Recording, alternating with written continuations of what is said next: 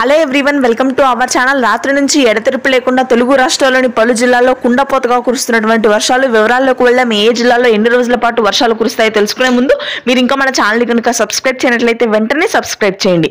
ఇక లేట్ చేయకుండా వివరాల్లోకి కనుక వెళ్ళినట్లయితే ప్రస్తుతానికి బంగాళాఖాతంలో ఏర్పడిన అల్పపీడన కారణంగా తెలంగాణలో రానున్నటువంటి 4 రోజుల పాటు కుండపోత వర్షాలు నమోదు కానున్నాయి.